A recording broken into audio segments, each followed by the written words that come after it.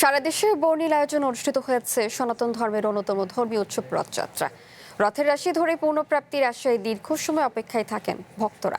পরে সেই মহেন্দ্রক্ষণে উলু শঙ্খধ্বনিতে শুরু হয় যাত্রা। পূজা অর্চনা সহ নানা সাজ পোশাকে বর্ণিল হয়ে ওঠে সড়ক সরণি। অংশ নেন হাজার হাজার ভক্ত দর্শনার্থী। শান্তিপূর্ণ পরিবেশে শেষ হয় আয়োজন। উলু ও শঙ্খধ্বনির মধ্য দিয়ে শুরু হয় রথযাত্রার আনুষ্ঠানিকতা। রথের রশি টানতে হাজার হাজার ভক্তের ঢল। বৃহস্পতিবার দুপুরের পর ধামরাইয়ে শুরু হয় রথযাত্রা। সনাতন ধর্মের নানা বয়সী মানুষ এতে অংশ নেন। রশি ধরে পুণ্য অর্জনের জন্য প্রাণপণ চেষ্টা করেন সবাই। দীর্ঘ লাইনের অপেক্ষা শেষ হয় বিকেলে। রথযাত্রা দেখতে দূর দূরান্ত থেকেও ছুটে আসেন অনেক দর্শনার্থী।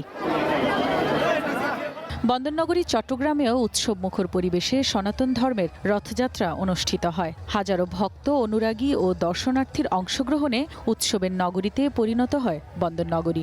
বর্ণিল হয়ে ওঠে বিভিন্ন সড়ক সরণি। ভগবানকে স্মরণ করার জন্য আর ভগবান আজকে আমাদেরকে দর্শন দেওয়ার জন্য এই রাস্তায় নেমে আসে। আর আজকে আমরা এভাবে কি করি, আমরা ভগবানকে দর্শন করি এবং আনন্দ করি। অনেক খুশি লাগছে, এখানে এসে প্রথমবার আসছি আমি রথযাত্রায়।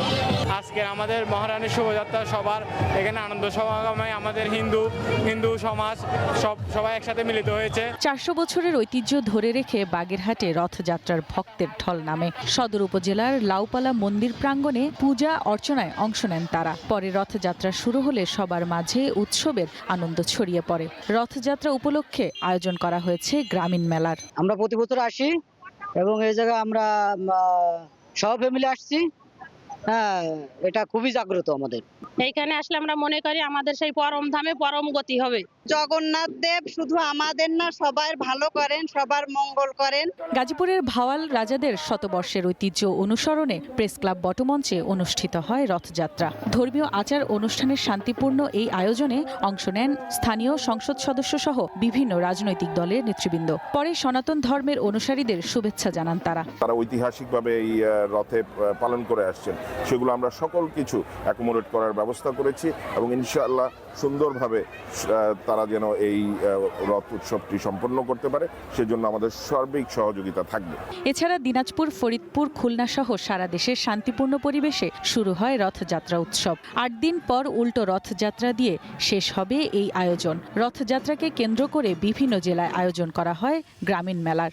মেলায় তৈজসপত্র সহ নানা পণ্যের পসরা সাজিয়ে বসেন বিক্রেতারা।